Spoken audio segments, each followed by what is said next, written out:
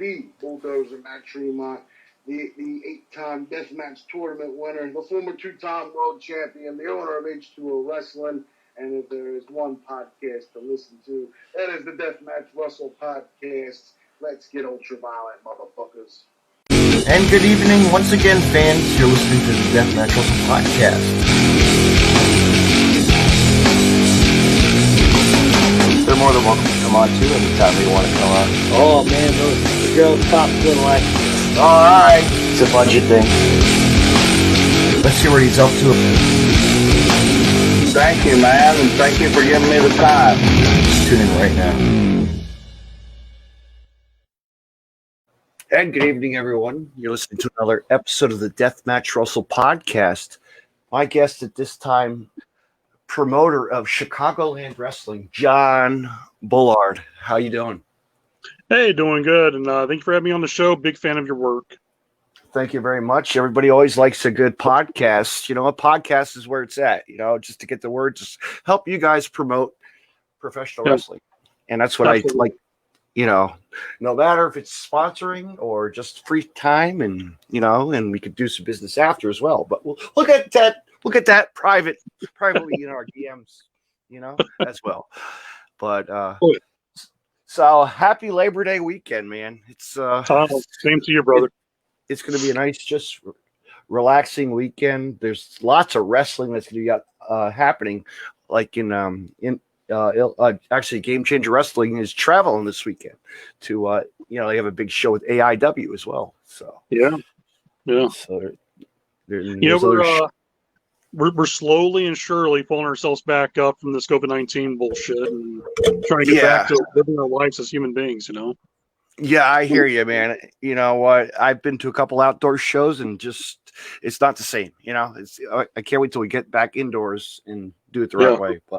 But we're staying social and distancing, and you know that going by the rules. So hey, absolutely. You know. And what I mean by bullshit with COVID-19, I don't mean I don't think COVID-19's fake. It's real. I lost a lot of good friends to it actually this year. I hate that it's ruined so many people's lives. You know, I lost a coworker to that too. So yeah. I'm just ready. I think everyone's just ready to go back to living a normal life as much as possible. You know, and the good thing about pro wrestling is it kind of gives us back to a little bit of that normalcy of going to shows and enjoying ourselves. So it's good to see a lot of companies are breaking out of the shell. Breaking out of the shell and just, you know, giving it to go because they want to get out and perform. You know, it drives you guys. It's drives you guys crazy because you don't know what you want to get the card scheduled. You know, you guys want to get a card scheduled. You want to get your, you know, sell tickets and get everybody to a show, you know, and have fun. Absolutely. So let me ask you this, John. How long has Chicagoland Wrestling been in business? Chicagoland actually started last year. To give you a little I guess kind of the short story, make it easier. Been involved in the wrestling business since 2001. Pretty much worked into almost every level, as from a wrestler to referee, manager, television production. And 2012 to 2014, I ran a company back in Kentucky called Pro Wrestling Freedom. And I took a retirement, married a nice girl from Chicago, and decided, you know, I'm trying to do that family life and kind of enjoy that for a while. So took a hiatus break. And 2017, a very good friend of mine got his chance to become a professional wrestling referee. And he would call me every single day. His name was Christopher Martinez. Great guy. And he would call me, and every day he was, hey, man, going to be refereeing this show. Any advice for refs? And I would sit there and just talk to him for hours about it. And then one day he kept on asking me, he's like, well, do you want to go back into business? You want to get back into it? And at that time I was happily, I was gone from it. Like, yeah, I love wrestling, but I'm enjoying the family life. And he kept on pestering me about it. And finally I was like, all right, Chris, I'll come back. I'll do a one-night referee gig just to help out the guys. Right. What ended up happening was I got the itch. So we, me and him got together and we just started planning the idea of like, okay, so the Midwest, we have a lot of great companies that do the super indie show type stuff. You got some of the guys do the mom and pop, old school wrestling show. Mhm. But not many people are doing like an old, Midwest studio wrestling type event. Yeah. And that's what Chicagoland Championship Wrestling kind of is. We take the Mhm. modern day wrestling style, but bring back the old school montage videos and characters and Mhm. the stuff that, made guys like us wrestling fans when we were kids.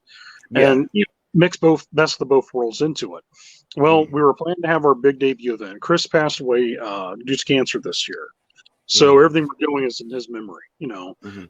And so April, we're supposed to have our big debut event. COVID-19 crashed it. So Mhm. now October 3rd, which is coming up, is going to be our debut event for Chicagoland Championship Wrestling. We're taping the event for Amazon Prime. So anybody who's got Amazon Prime can actually watch the show. So, Mhm.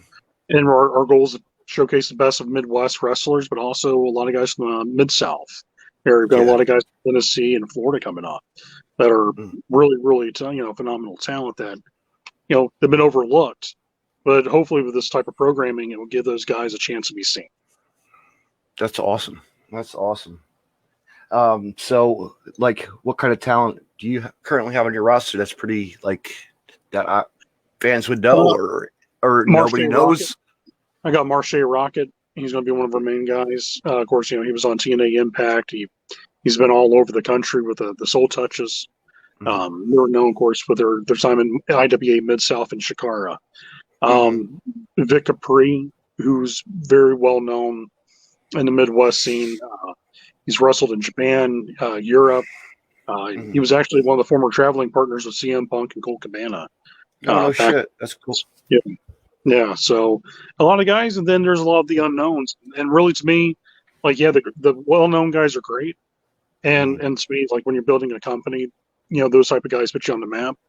But it's Mhm. always the underdog, unknown guys that end up becoming the biggest stars because they're going to end up having the most to prove to the viewers. You'll Mhm. hear stories about like, oh yeah, the main event of the show was great because it was like one well-known legend versus this legend. But man, that Mhm. the undercard stole the show, Yeah. and that's how I've always noticed how wrestling was. Like, book the unknown guys and give them the opportunity, and they'll steal the show. Mhm. So. And we got a host of great talent. I remember not too long ago you had a Yoya on your podcast, if I'm correct. Mhm. Yoya will be on the show against a young kid named Miles Mercer. Miles Mercer, within 4 years, I'm telling you this right now, mark it on your calendar, folks, on this date, on this awesome podcast. Miles Mercer will be one of the kids that everyone will be talking about in professional wrestling within the next 3 to 4 years. Everybody will be talking about.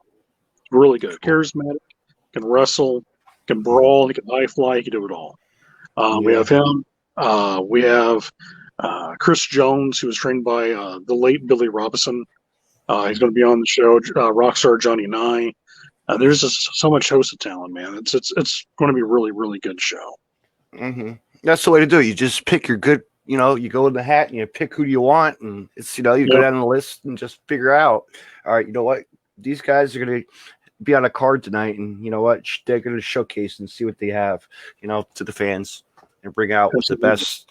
And then your current champion, your tag team title champions, and your cruiserweights, and like who's your current champion right now? We have no champions now. Right now, Ooh. none. The only one we have is the Urban Honor Crown champion, and that's Desmond DeMont, aka the Ewok. He's really good. But he's bringing that title from another company into our promotion. We will be crowning a champion, though, on the first show. Mhm. We have a old school ECW style 3-way dance. We're going to have Marche Rocket versus the Shogun, Chris Logan versus Mhm. Garrison Creed. And that's going to be a hell of a match. And you know what, Garrison Creed, I've heard that name float around in the pub, on social media and everywhere, and Facebook, and just hearing from friends that he's a good wrestler as well. Yeah, it's great talent. Great talent. He looks the part, but he also can wrestle the best of them. And he's been traveling all over the country too lately, so he's getting his name out.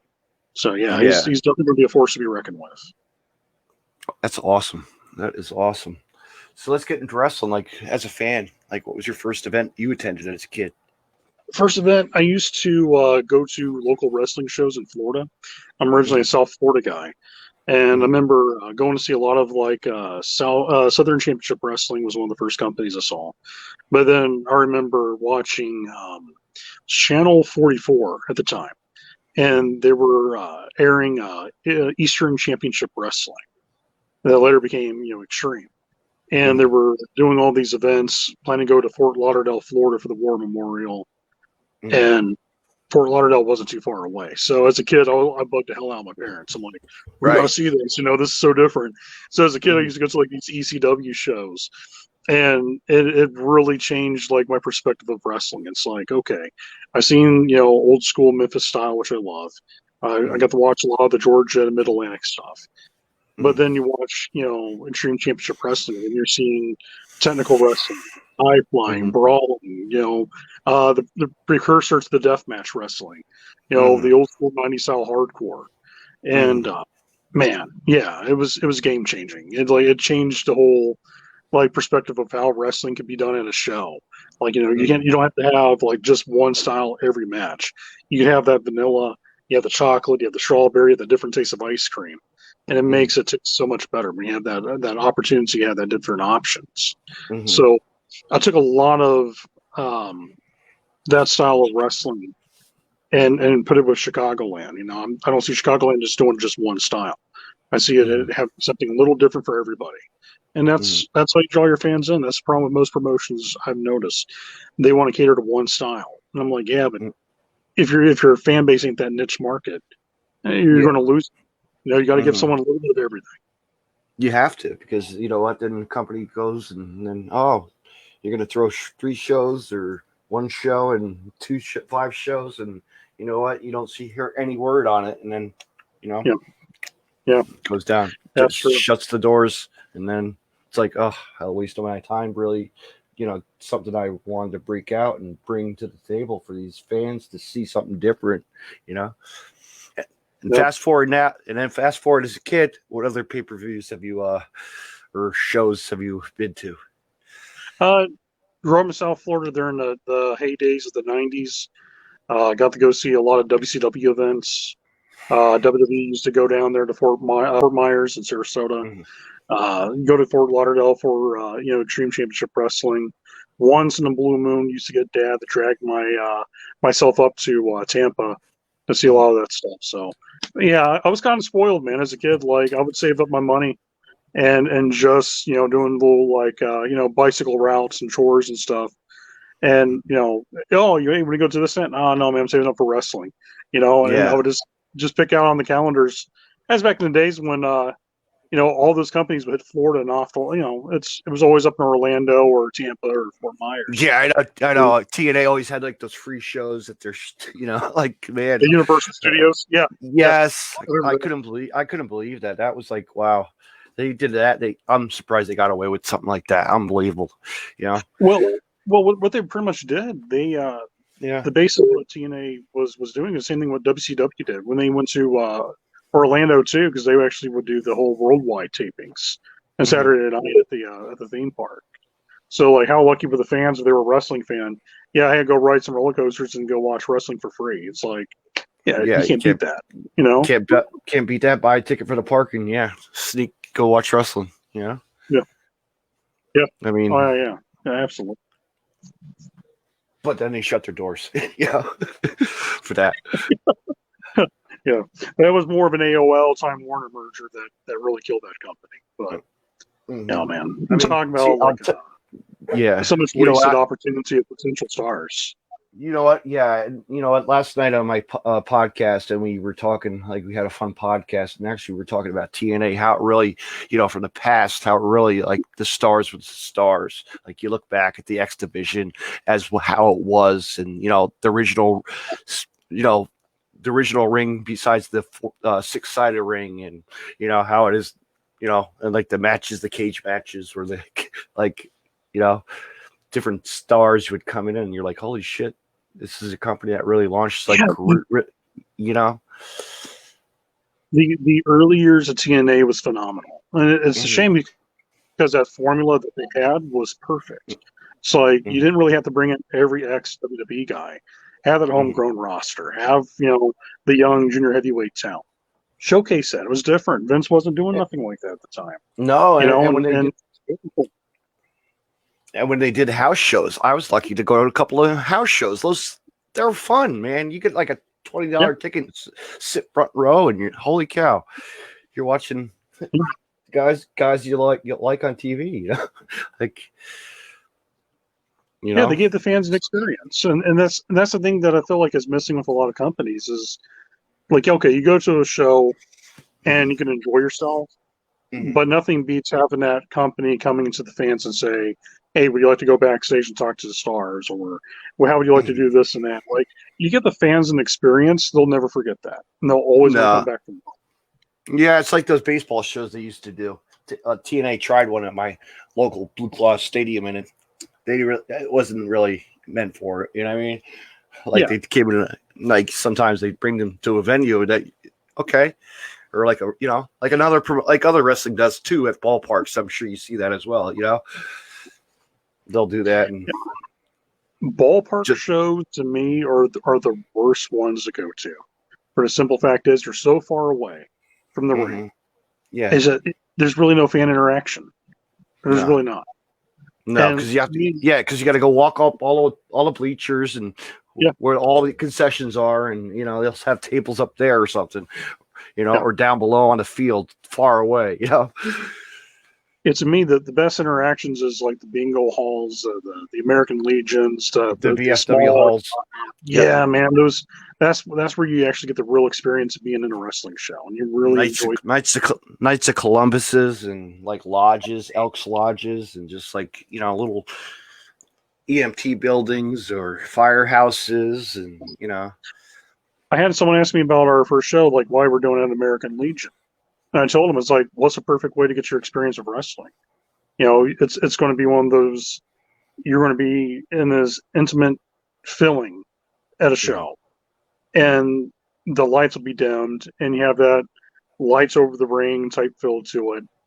And it gives you that whole feeling of, wow, I'm actually going to go see a wrestling show, not just, I'm being in the stands, 400 yards away from the action and can't really see what's going on. It's always best when you're like, hey, I'm literally like here and 6 feet away from the ring. And it's like, that's a bet. That's all about the ECW events I used to go to as a kid. Like, man, you're like so close to it. You could hear the strikes. You could feel, the body slams. You actually almost feel the vibrations off the ring. And it just made you fall in love with wrestling.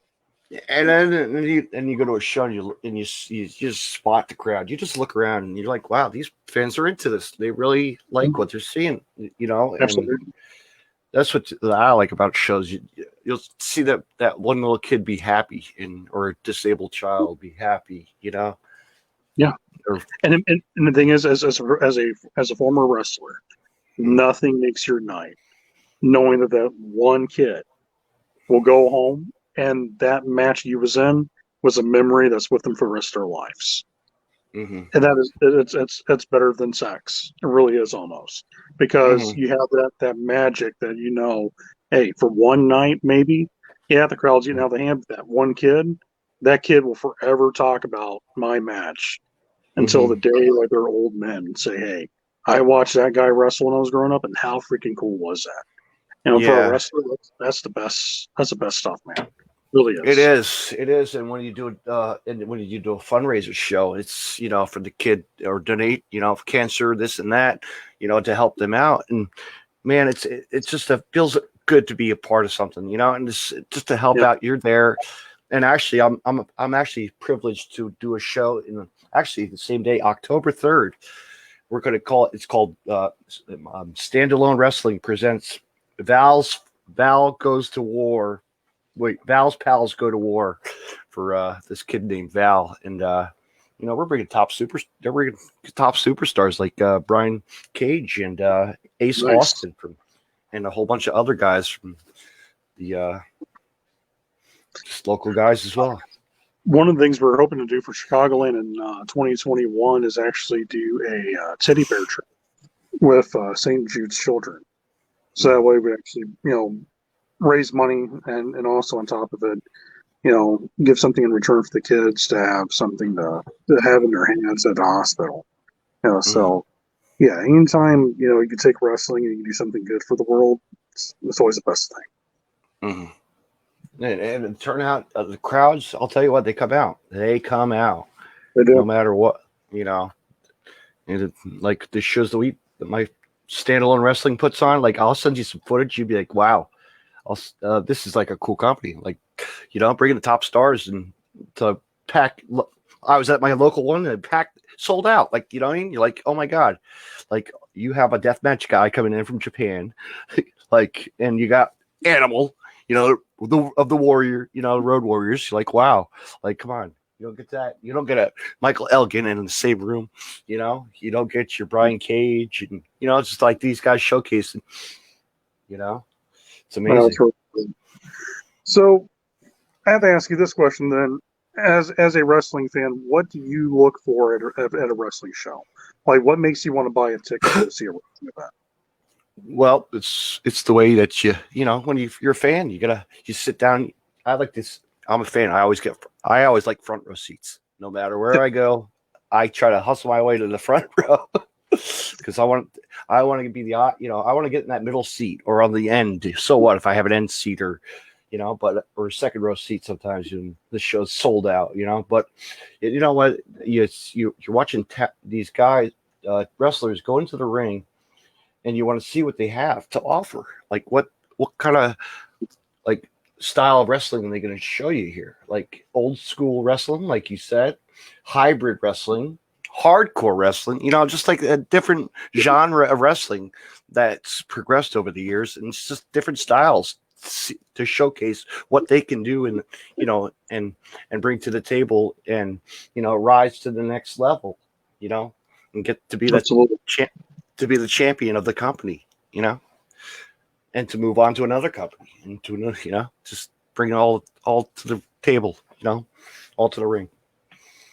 Yeah, just that's and lights, camera, action. It's go time. It's nothing beats when you actually see the ring announcer come out to the ring, and you instantly know, like, all right, we're about to begin, and it gives that little rush to it. At least it does for me. I always love when I see that coming. I'm like, we're about to begin. This is going to get good. So yeah, I mean, it's like my friend who's in that a former Ring of Honor announcer. His name's Larry Legend, and man, he'll really get the crowd going to like you're like, wow, this guy definitely is the business of wrestling. Like he knows how to get on the mic and get your attention, and then share it to social media. Like he really will tell you. Check it out on Fight TV right now. Go to IWTV, log on to Twitter, and just get your attention and be at a show and be like, come on, it's time to have fun. Let's get the show's about to go down. It's going to be a great night. It's one of the things that I've been lucky over the years when I got into the wrestling business, the different jobs I've had in the business itself, that you kind of learn the importance of every role, and a lot of guys will overlook a ring announcer. Your ring announcer is single-handedly one of the most important people on your roster because they're the face of the company. They're seen more than anybody else because they're the ones constantly talking to the fans. They're constantly got to put over your sponsors. They got to look presentable. It's a lot of work being a good ring announcer. A lot of guys just think, anybody could just get a hold of the microphone and do it, but it's those guys with certain voices. And there's some pretty talented female ring announcers too. Oh, there really are. Like I mean, don't get me wrong. Like there's some ladies that have really started to shine in like local little promotions. Like they're just getting their foot in the door to get. But yeah, it's such an important role. But not only them. Referees also have the role. We always have to acknowledge that they they do what we what they're told, to show and a good referee can make a mediocre match look great, and a bad referee can take a great match look like complete garbage if you're not careful. So the role of a referee is highly important. That's another thing that a lot of independent promotions will overlook. Like, hey, we'll put the the stripes on anybody. And it's like, you want to make sure you put on someone who knows what they're doing. And you look nowadays at wrestling, and you look on your TV, and you'll see like these people have been on TV. I'll give an example, like Bryce Rumsberg from Bryce from Chikara. You got Kid Ref Christian, who's been on TNA, everywhere. He's just like, that's amazing. Like, these guys have been, waiting for the moment, and they get it, Oh yeah, I remember when Jason Ayers, he now works for WWE. Remember, he was working all over Indiana and Chicago area for Evolve and Dragon Gate and all these companies, and see him now on television is like one of the coolest things ever. It's like, no one can happen to a better guy. He's one of the nicest guys ever. And to see tell you what, it's awesome. Dragon Gate and Evolve really was a pretty cool. Those companies took off too. Don't even see them as much as like we used to. It's like, wow. Well, you heard what happened with Evolve. No, what did they do? Evolve got bought out. WWE bought them out, and Gabe Spolowski, who was the head of creative for Evolve, he posted this week, if I'm right, that he's done for the business. So, yeah, I'm right there with you on that. I was like, man, that's a lot of talent that was part of that company, and hopefully the guys that were still part of that show will get the chance to be showcased somewhere better. So yeah, I'm with you. It's this company, Evolve and Dragon Gate USA, both was fantastic products to watch. Really was. It's a shame. It's a shame, but they move on. We got other companies that are rising again. There's so many companies that are like catching our eye. It's like, wow, these little promotions are turning out to be bigger and better things. They are. And then the future's bright. We'll see what happens. Like 2021, it's going to be a bigger, stride of indie promotions as well. Yeah, I think right now we're going to see within the next 2 to 5 years, we're going to see a lot more of the companies work together, which is a good thing. It's beneficial for promoters to actually open communication with other promoters, but also see so much amazing group of talent getting to work together and put on these super shows and all this stuff. I mean, I tried to open up the communication with a lot of the promoters in Chicago because I'm in Northwest Indiana. So anytime I got talent, I'm planning to book, I'll contact the other promoters and ask them, like, hey, you have this guy for this state? No? All right, cool. He's booked. I just want to make sure. And if they have someone that they want me to work with, sure, send them my way. I'll work with them. No problem. And I think with that, with the communication with social media, getting larger now, more prevalent with how wrestling is being done. It's like, back in the days when, hey, if you're not on cable television, no one won't know who you are. And who would ever think that social media, when it first started out, would be such a game-changing experience for wrestling shows? I know, YouTube, MySpace, and MySpace and AOL. Yeah, I remember when YouTube first came out, and everybody's like, "Oh, wrestling on YouTube? No one ain't gonna watch that." And then you turn on and watch, like, "Hey, this one match highlight got like 4,000 views within like an hour," and instantly you're like, oh, "Maybe there's something to this," And then you had companies that actually had like little chat little boxes. You would get into a chat room and talk with friends and be like, "Hey, this promotion really did something." And it's like me, because I belong to a company. It was actually, I've been going for years. It's called Jersey All Pro Wrestling, and they've been around for a long time. Yeah, Fat Frank used to run Jersey. Yeah, great guy, man. Yeah. And, that was that was like one of the first super leagues I remember. Jersey All Pro and ECWA, when they used to bring all those Super 8 tournaments. So, love those shows. Yeah, that tournament's still going on. That ECWA is still bringing the tournament, which is really good. nowadays. But yeah, man, I remember getting those chat rooms like as a fan, like, all right, who am I? Deathmatch Russell, or some character, and just gotta get in front row seats with all these guys and just being a fan club and just just get your friends together and go to a show and just it was something special every time. Like you know what? I'll tell you what. First experience going to one of those shows, it was an anniversary show, and it was actually the 7th year anniversary. I remember, I'm sitting up in the nosebleeds in the bleachers, right in the middle row, way up top. Well, guess who's up there? Jay Lethal's father. Wow. And his dad got slapped by another wrestler, and it was just great. You see the moment where he's tumbling down the stairs, the kid, and then you fast forward and sitting ringside, and you're like, wow, now you know what, this is going to be something good, and it really was. And then 20 years later, or whenever, I made my appearance on The Wrestler up in those. I was like, my appearance on The Wrestler for 5 minutes of fame. Come on, like, yeah, can't be moments like that. You can't. No, you can't.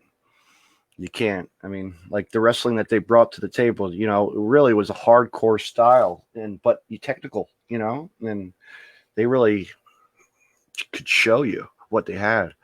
I mean, they had wrestlers from Ring of Honor before Ring of Honor really, Ring of Honor was Ring of Honor. And you had like the guys like the Carnage crew. Actually, one of the guys is coming on my podcast this Sunday, but I'll plug that later. Nice. Yeah, I was a big fan of the Carnage crew. Them, Hit Squad back in the days. The Hit Squad. Yeah, the SATs. I saw a post out there on Twitter that they might be making their return. Really? Mm-hmm. Huh. They've been hitting. I know. Tag teams back in the days, man. They were great. I love that Spanish Fly. Yes, yeah, they were the innovators of it. I mean, yeah, them and Trent Acid and gosh, what was his name? Johnny Cashmere. Yeah, Backseat Boys. Yeah. Yeah. I remember when the Backseat Boys used to have a feud with Joey Mercury and who was the other guy? They were a tag team together in York and Matthews. I remember the Backseat Boys used to tour like all over the United States. Mm-hmm. And that was like the traveling feud. I remember reading about that in PWI and WOW magazines back then. And then watching guys live, it's like, wow. Well, that's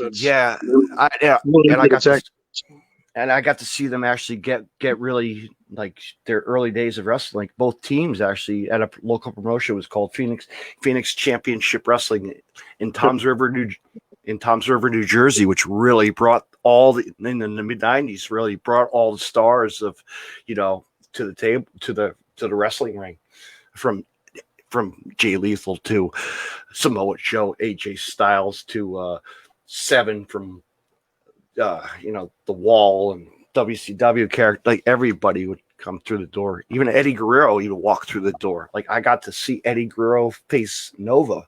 Like, come on. Yeah, and fair, I know. History, man. It was a shame. Like I always say, how the promoters was, the brother of the Nova, actually, of ECW, which was, and then his brother was running along with his brother would be training at the school, Iron Mike Sharp's wrestling school in Brick Township, which brought in a lot of stars, which was awesome back in the day. Yeah, I'll tell you, man, New Jersey is one of those states a lot of people overlook. I don't know why, because you get to literally just walk up and hit a tree and like 10,000 wrestlers fall out. Yeah, or you come out, man. Or you travel to Philadelphia, and actually, I remember that they would. It was called Pro Wrestling Unplugged, PWU. Yeah. Before that, I mean that brought some real recognition to wrestling. Like really, like made wrestling awesome in Philadelphia area, because you got your ECW, you're in the building, but then it's like you got the wrestlers who are going to show you a match. It's my God, and then they bring all kinds of wrestling to that place as well. and like I'll never forget like going to like a crazy 8 match, like in a cage, like like there's ropes on us, like what the hell is this shit? It's like they're doing like a gladiator style kind of school gym kind of war, challenge, like how CZW used to, how Combat Zone Wrestling actually used to wrestle out of there too, and they would have the full size ring cage around the whole, on the floor. Yeah, I remember that one cage of death. I know exactly what you're talking about. That was wild. Yeah. Mm-hmm. Man, and can't wait for them to come back eventually. They will. It's been dead, but yeah, they'll be back. Oh yeah. Timing for everything, man. It's Like I said, it's for a lot of companies. 2020 they're trying to make their comeback, and there's some. I feel like 2021 is where we're going to see the most emergence with the company. They're going to take their opportunity and try. So, yeah, I'm hoping for 2021 to be the year of the comeback for wrestling. Against all the stuff that we dealt with this year. So yeah, absolutely. Let me ask you this: who are your favorite wrestlers growing up? Ooh, I love doing like mixing it up now. With me growing up, was always a big fan of Great Kabuki, Muda. Loved Terry Funk. Terry as babyface was great, but Terry as like the 1989-1990 full blown heel, when he's like he's got the plastic bag around Ric Flair's face and power driving him through a table, like that was like you just like, oh my god, it's crazy, but it was great. I was always a fan of like the over the top heels as a kid growing up. I was never like, I like Hogan as a kid, but then after a while, like you see like Great Muda, and it's like instantly changes your whole perspective of wrestling. Like, okay, let me tell you a Hogan story. How I walked away from a signing. Well, he was desperate. It was one time he was getting his divorce. It was around that time. Well, he came up to Forked River, New Jersey for like a signing at a restaurant. He was charging $200. I walked away. $200 for an autograph. You got to be kidding me! Like me, my dad looked at me like, "Wow, this is really." He's desperate. Like lost my business. Yeah. He'd easily made more money if he just did it as $50. $50, get a photo with him on your cell phone, and then an autograph 8x10. Yeah, people would sign up for that in a heartbeat. Yeah, $50. Yeah, be glad to do it. And it would have made more money than just the 10 fans who paid for 200. If you get like a whole line of people, like $50. Yeah, let's go meet Hogan. He's a childhood hero to so many guys and girls. Yeah, so, but yet you think about it. He runs a restaurant. Come on, like really, or a store, whatever. Come on, his little memorabilia store. Yeah, yeah. But yeah, okay. Keep on going with after Hogan. We were talking. Okay. Yeah, it's like Muda. The match that really made me know like I wanted to be in wrestling as a young kid. It was Pillman versus Jushin Liger. First time seeing that, and it was the Super Brawl pay-per-view. And because when I was growing up, I was like, because I always told people like, I want to be a wrestler when I grow up. And everybody's like, you're too small. And now I'm like 6'4", 250 pounds. But back then when you were a kid, like everybody thinks like, yeah, you got to be like Hogan. You got to be like all jacked up on roids. Yeah. And then when I saw Liger and Pillman wrestle, I was like, wow, if they can do this, and that's not a knock on them saying they can do this. It was just one of those like, okay, they're not Hogan size, but they're freaking amazing wrestlers. Like I want to do this, It's like the Von Erichs, like when they had their wrestling, back in their day in WCW. Like my God, they really tore it down as like the Von Erich really, they would showcase like what they had, man. Oh yeah, man. Yeah, the power of Kerry, and Kevin had all the high flying moves back in the days before anybody was really doing that stuff. David was a technical wrestler. I mean, had them against the Freebirds. Oh man, that's money. Love World Class. That's one of my all time favorite promotions. Funny you actually mentioned that. I've been talking to Mickey Grant, who was actually the guy who created World Class. He's actually on social media. We've been talking about trying to do like some type of collaboration with him coming over to do like at least one show with us as a producer and have that on television, just to say like, hey, Mickey Grant from World Class actually came back and did this with Chicago, which I'm hoping we could seal the deal on that for 2021. But that'll be awesome, man. Yeah, World Class is like, you talk about a promotion that highly influenced wrestling. I mean, Mickey Grant, when he came up with the idea of World Class with Fritz and Gary Hart, it was like, hey, instead of showing the older guys, we'll show all these young guys and get the demographic for the rock and roll type fans. Instead of having no music, let's use rock music. And let's do montage videos and training videos and all this other stuff and make your guys look bigger than life. And you think about this, when he created that, Vince McMahon took all of that ideas and used it for World Wrestling Federation, and made his guys bigger than life because Fritz didn't know what he had in front of him. It was so revolutionary for its time. And, when I look at Chicagoland, when people watch our product, definitely with how our guys do their promos, we do kind of like the old school montage things or bigger than life characters and stuff like that, because it's like, hey, that's what I remember when wrestling was fun. Everybody wants to be ultra serious, and that's great. I think the in-ring products still be ultra serious, but you also want to have fun when you're watching the show too, and be entertained by it, So yeah, you want to catch the eye of the fans. You want to be like, hey, this guy's gonna be a rock. He's gonna become like a metalhead punk rocker. Coming out to the ring and big shoulder pad, this and that. Like a big shiny gear, and then you're like, who's this other guy, man? What a creep this guy. Like who's this? Absolutely. Prime example, we have a guy on our roster named Rockstar Johnny Nye. And what makes Johnny so great, his gimmick is really him. He's a rock musician outside of being a wrestler, and he's actually really good at singing and playing guitar. And he has a band that actually performs with him. So his entrance song is actually him. And it's different. You don't see that much in wrestling nowadays. The guys doing that. You should bring him into like the building one night only. Like have him play. We're actually thinking about that'd be kind of fun. Yeah, we're thinking about actually having him and his band do a battle of the bands with our theme show. Is produced by Thunder Driver, which is a really good wrestling heavy metal band. And we're actually, I talked to both those guys, like, yeah, so we're thinking about doing like a battle of the bands one night. And they're like, that'd be freaking awesome, man, because like he's bigger, he's a heel, and he's bigger than life villain.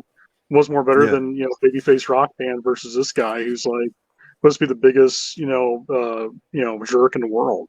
So it writes itself, Yeah, that's awesome. So yeah, having characters, man, is what makes me love wrestling. And so when I work with a lot of these guys on ideas, hey, try to do something a little different from what you're doing from other places, and it stands out. Let me ask you this: a guy named Sloman Stone? Oh, Solomon Stone? Yeah. Oh man, he's watching us right now. Shout out to him, man. He's a character. I love his character. He's a great wrestler as well. Needs to come everywhere, Well, he'll be on Chicagoland for all the fans at home that want to watch Amazon Prime. Solomon Stone, the Gold Rush, the casino owner, the man with the money. To me, really, honestly, he's a modern day $1 million man, and I love it. Yes, he is. He's always doing promos out of his luxurious poolside, his hotel, his casinos, and all the other great places that no one else have any access to. So no, because they use their nice, green. Well, it's a little private for the fans not to really know. A little green screen action, right? A little magic of the moment, which I need to play with that more. I have not used that in quite a while. Oh man, you do some magical stuff with the green screen. That's for sure. Yeah, so much fun. That's like one of those things you have to have in a podcast. Like catch people's attention. I got to do that one day. Pull it up and like wrestling or something in the background, wrestlers or something stupid. Oh yeah. I'll play with it eventually. I should have done that tonight with We should have done that with our logo. Your logo. I was thinking. I didn't even think of it. Like have that in the background. That would be cool. Next time. Hey, next time you have me on, man, we'll do that. So yeah. Yeah. But yeah, Mm-hmm. Solomon's going to be a big star. That's another guy that you just look at him until he's different. He's different from the average guy on the indies that are just, oh, what's your gimmick, Mm-hmm. kid? Oh, well, I wear black trunks and do flips. Oh, okay. What about you? Next kid. Oh, well, I also wear black trunks and do flips. And it's kind of like, Mm-hmm. okay, there's nothing that separates these guys. And then when you Yeah. meet people like Solomon Stone, it's like, what is your whole shtick? Oh, this is what I do, and this is what I produce. It's like, wow, okay, that's different, but that's a good different. That's what I like. That's how I like. I find talent. I scout on the internet or Facebook. I'll like who's gonna be like a breakout. Who has an attitude? Who has who do I want to have my podcast and it's a way to get talent out there. Oh, absolutely. Yes, I agree. Another group of guys we got a pretty entertaining is Youth Gone Wild. Tom Heisman and Matt Creed. They're kind of like if you take the Road Warriors, but then you mix them with the Rockers. It's like that type of illegitimate love child that comes out of it, and that's those two kids. And they're really good. They did a promo video that was similar to how the Blues Brothers was. Remember that movie, The Blues Brothers? When one leaves Joliet State Prison, it was literally shot for shot, like the same way. And it was great. You got to definitely check out that promo. It's on our Facebook page. Mm-hmm. Yeah, as well. We'll be having them on the podcast very soon as well. We got some things in them. We're gonna line some people up, fans. So you'll be checking that out very, very soon. Good deal. Yeah. There's so much good talent out there.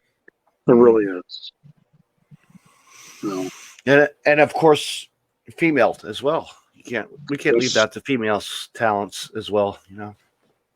Well, I'll tell you what. There's a young lady that has been doing quite a phenomenal job here in the Midwest.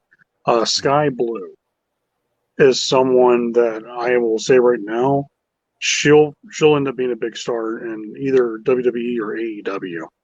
A matter of time. Good kid, humble, hardworking, and she can flat out. She can wrestle. She's really talented. So every time I watch her wrestle, I'm like, all right, she's just a year or two away from getting that big break and going somewhere that's going to really elevate her. So yeah, talking about female talent, she's really good. Kylie Ray, I think is actually a really good talent. She is such a wrestler, man. She's great. First time I caught her actually was at Freelance Wrestling Chicago when I did a GCW Chicago show, the very first one we did. It's like we traveled and they did a comparing, show. She was on it. It was great. She just lit the room up, Yeah. She just has that personality on top of her ring ability. And it's like you can't help but actually be a fan of her work. She's really good. Actually, that was a bar, the Chicago bar there, that would close down, and then it went downhill, and then reopened after, I think. Oh, that's right. Yeah, I remember that. Yeah. Yeah, you've probably been to the GCW shows and Summit as well, too, haven't you? Nah. I haven't. My friends have. Yeah. I remember when they were doing that. So, and then it looks like Game Changers plan to go do some Indiana shows pretty soon, too. Yes, this weekend, Labor Day weekend. They got the big park there, the big outdoor, really nice field and setting. It's going to be great. And because I think they're in conjunction with AIW, like I was saying. AIW. Yeah. Yeah, the promotion out of Cleveland, Ohio area. Absolute intense wrestling. Yeah. That's a good company. They bring out some good talent. You don't see like it's really catching from the beginning. It was like really awesome to see like Danhausen and like all these just whoever they would bring in the door. Yeah, then they always do the memorial tournament for JT Lightning the JT Light Memorial Tournament. That's what it is. Yeah, the Memorial Tournament, and all that great talent in one night. 2 night show. It's like, man, and so who's who of wrestling. Mm-hmm. Yeah, they do all that, and they, it's just great, man. Wrestling's going to be 20, and it's just announced the relaunch of Game Changers Collective is coming back. Spring break and all that. That's good. Like, a lot of promotions are going to have a great weekend. That's going to be a banging show. That was like WrestleMania all together. Remember that? They really collide. They really brought an impact. I didn't go to them. I was jealous when they were in Jersey because, at tour season, I didn't want to be stuck in the, I would sit home and watch it on TV. Yeah. Yeah, definitely been trying to get on the boardwalks and everything, So, Oh yeah. But now, man, what are you thinking of? Do you like the product of AEW? Let's talk AEW, man. For most part, I won't knock them. Like they do have a lot of great talent on their roster. Like they have, compared to most independent promotions, they have kind of like the who's who of all stars on there. I just feel like sometimes they just need a little bit more direction with what they're doing. Or do you feel the same way? Because I feel like they have good matches, but like sometimes they just have a good match for the sake of just having a good match, so of having like a real big build up and make you actually want to invest your money to watch someone get the revenge, or someone just gets busted wide open for the sake of just getting color on television. And it's like, okay, well, what's this lead to? Oh, nothing. Oh, okay. And I always feel like if you're going to do how wrestling is always done properly is build it up, make people want to go watch it, make sure there's a reason why John Moxley gets his hands on Chris Jericho. Yeah. And then maybe it's just maybe an old school guy, but I've always felt like the storytelling is missing with a lot of companies, and I feel the same way with some of the WWE's product too. Sometimes they just do an angle, they get rid of the angle as quick as they can. And there's like no real proper build up for that to happen, But I do think the athletic portion of AEW is amazing. I mean, you got like Pentagon, got Phoenix. Of course, you have Eddie Kingston is now part of the roster. I'm a huge Eddie Kingston guy. I think Eddie Kingston's one of the best talkers we've had in wrestling. He really can talk. He's one of those guys. Like, man, I'm glad he got it to where he is, because he deserves, he's that kind of character, and really worked his way up the ladder for years and was like, always the underdog of a wrestling promotion. Just like got under the skin of guys and just, built his name up, I remember watching him in Chikara, and this is like back in like 2002, 2003. And, a lot of people are like, I don't see nothing in him. But there was something about him that you're like, I don't know. I just think within a couple of years, he'll be one of those guys that everyone will talk about. Then he had that feud with Larry Sweeney. And him and Larry Sweeney had such a good old Larry. Man, that guy was a great character. I loved a great character, man. He was his biggest problem, in my opinion, was he was born in the wrong time period. Like if he was wrestling in the 80s, he would have been like the biggest thing walking in Memphis, man. He was like everyone. He would have been one of the greatest villains that Jerry Lawler could ever work against. Like he was just would have been money. He was just meant to be. He was an 80s, 90s guy, stuck in the world of 2000s. He was. When I got to see him, talk to him ringside, like he did a show at a charity show, and man, he was racking it up because the promotion we actually had, they didn't have a ring bell on hand. And what they used was like a cigarette lid, like one of those metal trash can lids, and a wrench. And my God, he got a kick out of it. It was funny. I'll dig that footage out. You'd get a kick out of that. Yeah, send me the footage of that. I'll have to definitely watch this because, I've seen companies forget ring bells before, and it's like, oh, okay. I remember we had a show in Kentucky once, and they've got the ring bell, and so. One of the announcers, he was like, hold the microphone, he'll look away, and he go, ding, ding. And everybody's like, Was that him doing after the bell? I'm like, yeah, there was no ring bell. It was just like Actually, we had a cowbell at a wrestling show one time. I did. Lucky I had for a death match. We had a tournament going on, and I had a cowbell, the party cowbell. That was the bell. Is that the Saturday Night Live sketch, more cowbell? You know? Yeah. But man, it's great. But that's the AEW thing. Yeah, like when they signed Kingston, that was a good move. That was a smart move. You know, you have a guy now that's a believable brawler. He's a good talker. Mm-hmm. You know, he's got the ability to talk fans into the stands. Mm-hmm. And Cody Rhodes is great. I think really the MVP of AEW in my book has been Cody, because he's been in all the programs that made you want to watch, and his feuds actually has made sense. Like you know, the stuff with him and MJF and I can't stand that guy. Oh, business. Can't stand him. So you're not an MJF fan at all? No, I've had my share of blockage on Twitter with him. I've had my wars with him in the past at CZW. Yes, I was that. He was. I remember when he was the first person to bring in, you know, the banning of the toilet paper, and I tossed it at him. You know, come on, like really? Oh, I'm gonna get my lawyers involved, and like, it's me and him had a little Twitter out. I got him good though. You know, I remember it said I took a dump in your parents' bathroom. You know, blocked me. Yeah, okay. It was great. It was all over. I had a lot of views that day. That's funny.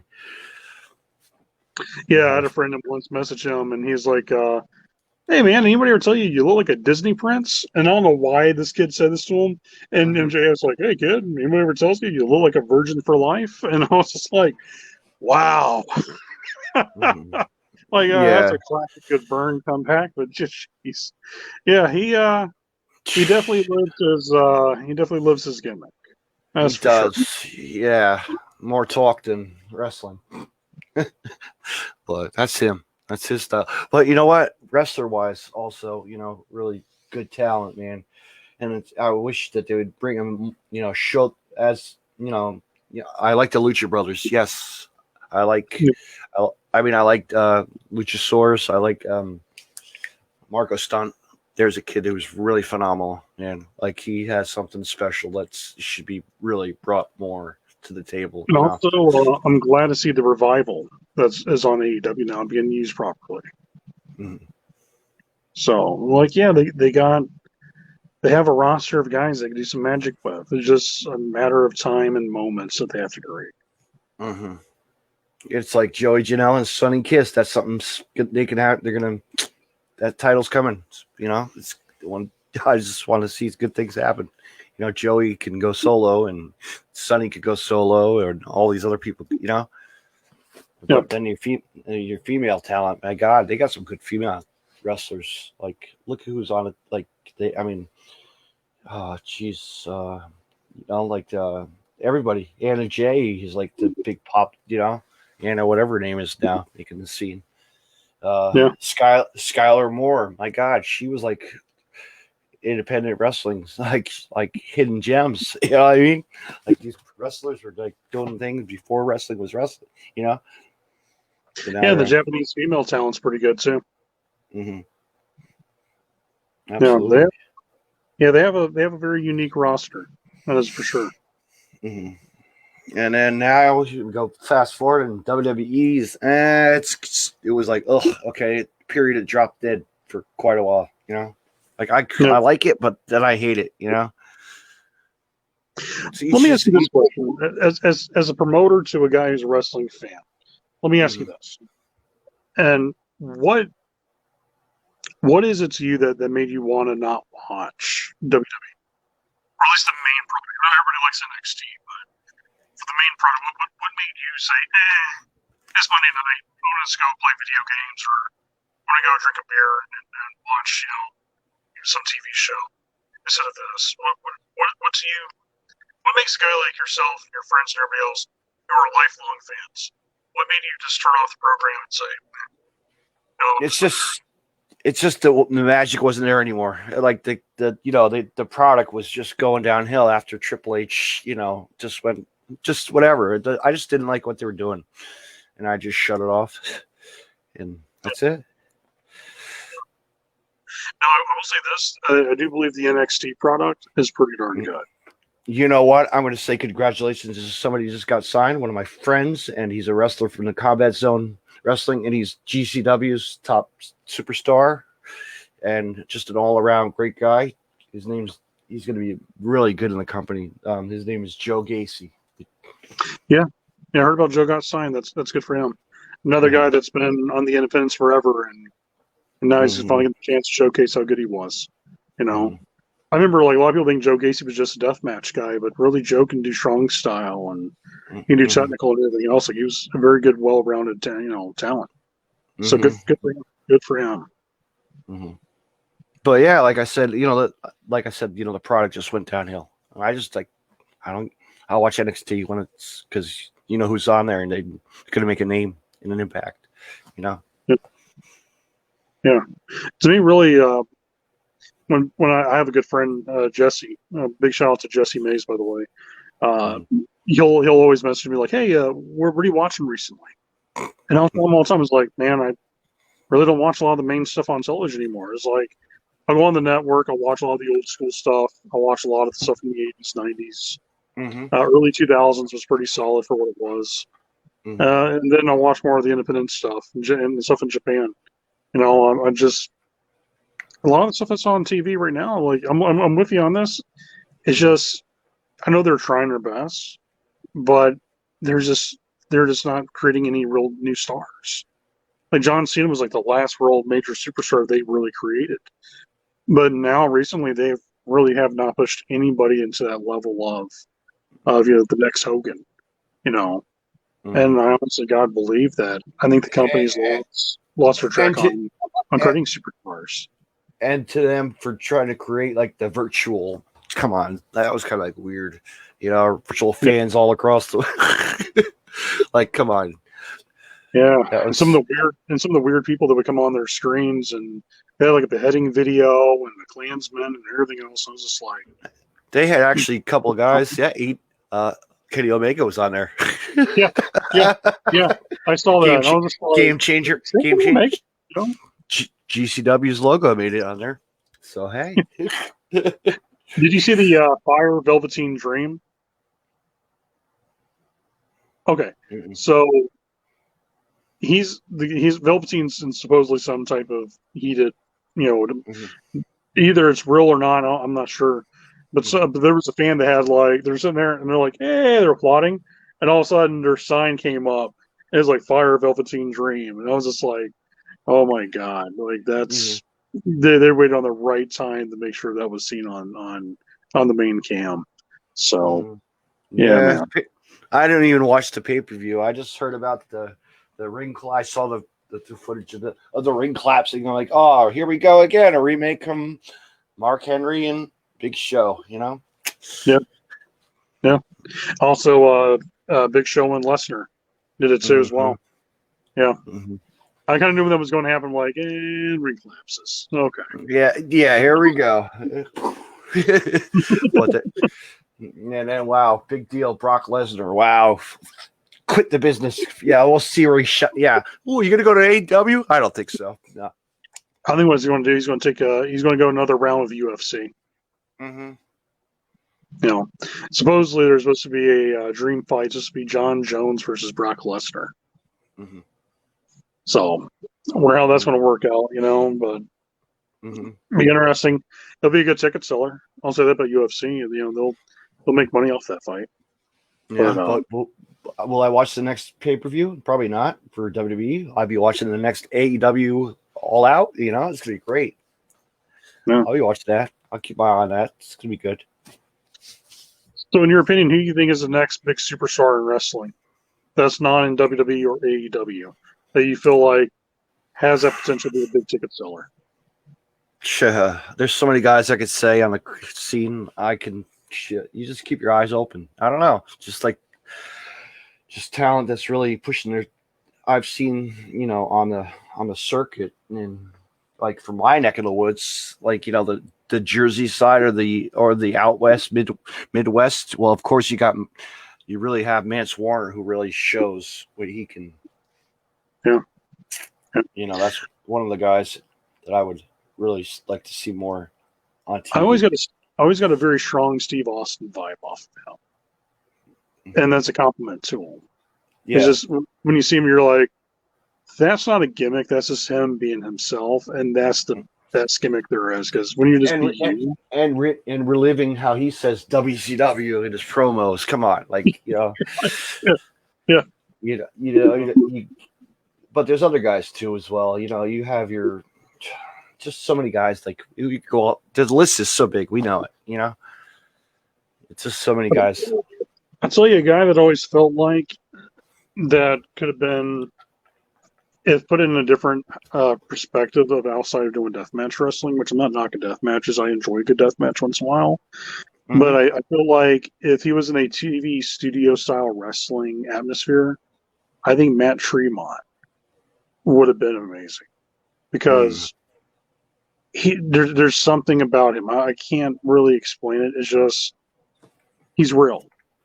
He's real. Let me tell you this: he's going to have one more match, and that's it. Yeah. He's done. He's hanging up the boots, but he's still going to be running a promotion, which is awesome. He's one of the nicest guys I've ever met. I met him at the Masters of Pain tournament for IWA East Coast when they were in West Virginia, and that's the year that he won it. I'm sure you saw that post. Did you see that? Like, did you see the post where he says he's like, he's. So that's telling you it's time to just focus on the wrestling, like help out and help these kids get where they need to go. Yeah. My God, he does a great thing for wrestling. He really brings in these young talent that are working their way up the ladder. They'll be on TV, like make a name for themselves, And he's such a genuine nice guy. Like there's a lot of guys in the wrestling business have that fake niceness to him. Like, he's nice, but he's only nice for a reason. He's like one of those guys. Like, he's the boy next door, from Jersey. He's just a kid. It's like, hey man, you want to go, throw a football around the backyard? You just want to go like watch a paper? He reminds you of that kid. He's a bigger than life personality, but he's just a genuine, real deal. And I think that I'll tell you what, he's a good friend. Like really, like a wrestler who I've known and seen wrestle, and like gone to his merchandise store when it was around. My God, like it was great to see him, be able to talk to what got me into, what got him into wrestling, and how I got hooked on his company H2O, and then like all these other companies, and watching him at wrestlings and Kings of the Deaths, and my God, I've been there, I've seen him, and dance around the world almost. I always wanted to see him in a TV studio wrestling atmosphere, just to see how he would do. Because I think as a promo, he's such a natural talker, because he's just being himself. Mm-hmm. And I honestly think that he would have he would really went out there and killed it. Yeah. And done a great job. Absolutely. But unfortunately, I will not be I just getting my ticket. I won't be front row for it. October or September, actually a couple weeks, they're going to have their Hustlemania. But in October, I will be seeing him for 2 nights only. We're going to be doing a Danny Havoc Danny Havoc championship show. It's going to be an extravaganza. It's going to be presented a new title, and just it's going to be awesome. It's going to be. So I think that's his final dance around the world, and close the book on that, for himself. But other wrestlers, it's going to be amazing. 16 competitors go in to win the prestige of the title of Hardcore Hustle Organization. It's going to be awesome. Yeah, absolutely does. And in memory of a great guy in Danny Havoc, Mm-hmm. So, yeah, man. But anyway, my gosh, we could talk for hours and hours. Let's close this out and have a good night and relax for the weekend. How's that? Yeah, sounds good to me. But let me, while we're up here, let's see if I still have that graphic. Can we do this 3-way? Let me see if I can test this out. Let's see if I can do it, fans. Bring that here. Oh! let's promote your show here. Let that just blink and blink and blink. Yeah, absolutely. Let everybody knows if you're watching this podcast, you're in Northwest Indiana and Chicago area. Come out October 3rd, 2020, Michigan City, Indiana. We're going to be at the American Legion 451. We will have, of course, social distancing rules in place to keep fans safe. Wear a mask as well. And on top of that, we'll be checking everyone's temperature at the door. So to make sure everyone is safe and sound. Main event, we're going to have a three-way dance for the Chicagoland Championship Wrestling Heavyweight title. Marche Rocket versus Garrison Creed versus Chris Logan. On top of that, we got Chris Jones versus Rockstar Johnny Nye. Yoya versus Miles Mercer. No Coast versus the Tribunal, which is Paragon and Big Chris Moore. On top of that, we have Toli Bertarelli, Mr. Made for TV, actor from Chicago PD, teamed up with our good friend Solomon Stone as they take on the Feast of Greatness.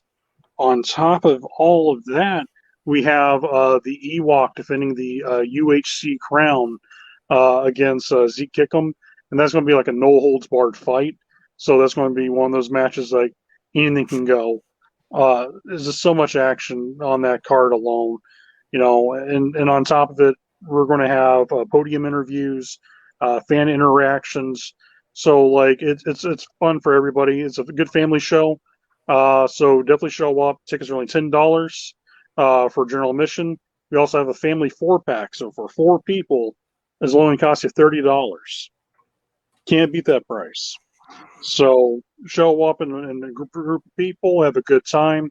Also on the card, we're also got Brave and Fett versus Jackson P. Larkin. That's going to be a slugfest. If anybody else wants to check out our stuff, go to ChicagolandChampionshipWrestling.com. We still have some tickets available to purchase. Check us out on Facebook, Chicagoland Championship Wrestling, and also our Instagram page, CC Wrestling Entertainment. And as a promoter, I try to be the most friendliest guy on earth. Hit me up anytime you have a question about the show or anything you want to know, and we'll be glad to talk to you and make sure you have a great time with your friends and family. Check out this. Blah, blah, blah, blah, blah. I always do that. Blah, blah, blah, blah, blah. No, fans, check it out. Be there. Be there in attendance. I wish I could travel and I'll keep my distance and I'll be checking some footage somewhere else. I'm sure I could get some. I'll be getting some hookups. I'm sure. Absolutely. Yeah, for Deathmatch, I also want to give this shout out too. Ladies and gentlemen, this is John Bullard from Chicagoland Championship Wrestling. If you want the best podcast of all podcasts, check out my guy right here, Deathmatch Wrestle Podcast, the best podcast in all of the land of wrestling. Let's get you back in the picture before we. That was bad. I had a double-sided. Take 2. See. Want me to do that again for you? Do it. Hit it. All right. Well, ladies and gentlemen, this is John Bullard from Chicagoland Championship Wrestling, the owner and operator, letting every one of you know, if you want to watch the best podcast in all the land of professional wrestling, check out Deathmatch Wrestle Podcast, where the violence is always great, the questions are always hard, and if you want the action, he'll bring it right to you. Fans, I would edit that. I think that's going to be on my new reel. I like that. Yeah. But anyway, I want to say thank you so much, John, for coming on tonight. And hey, thanks for having us on the show, man. Anytime you want to come back on, you're more than welcome to. Absolutely. And we'll be doing some, but fans, you know what? Maybe we still got time, and John might pull some guys to bring on my podcast. So stay tuned. Yeah, I'll let the talent definitely know to hit you up and be on the show. Absolutely. But what do I got coming up? What does Deathmatch Russell have coming up? I am like on fire, or I'm taking a break. I don't know what I'm doing. Days on podcasting, I'll tell you what, you could have your good days where you want to just not do a damn thing. That's pretty cool about being a host of your own show. Isn't that great? Like you could just say, all right, do I want a show tonight? No. Do I want to be on another show? No. Boy, I gotta look at names here. I'm bad with who I have on this week. Let me see here. Who just messaged me? Who is this? I gotta promote this because I just said about Hustlemania and he's making his debut. Hang on here, folks. Gosh. I want to say, fans, check out HC Loc. LOC will be on the Deathmatch Russell podcast this Sunday at 8 p.m. as he will be facing Stockade at H2O's Hustlemania this next pay-per-view, September the 12th. Fans, check that out on IWTV and so much more. It's going to be a great night of wrestling. And that's it. That's a wrap. Good night, everyone. Absolutely. Let's see what I can do here. I got to close all this stuff out.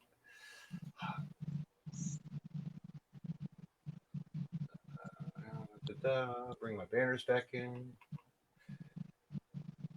Do this. And we're out of here. Oops. Uh-oh. All right, man. Thank you for having me on the show once again, brother. Absolutely. Let me close this sucker out. I'm looking for what I need. There it is. Good night. You can find more Deathmatch Russell podcasts on the following social media: deathmatchrussell.com, follow on Twitter at DavidNJ32, and on Facebook, facebook.com/DJDaveNJ32. Instagram at DavidNJ36. Hey, wrestling fans, I want to mention Collar and Elbow. Collar and Elbow was founded on traditional values of professional wrestling. Two entities working together to create a product intended to connect with people on an emotional level. A symbiotic relationship where one cannot flourish without the other. We strive to create a product that embodies our passion for professional wrestling expressed through street fashion. Visit collarandelbowbrand.com and use the promo code Deathmatch Russell Podcast and save 10% off when you make a purchase. Collar and Elbow, where wrestling passion meets street fashion. Me on Podcast City Network at podcastcity.net, facebook.com/Podcast City Network. Hit the like button and share. And on Twitter at Podcast City Net. You can hear Deathmatch Russell Podcast on Stitcher Radio and on iTunes.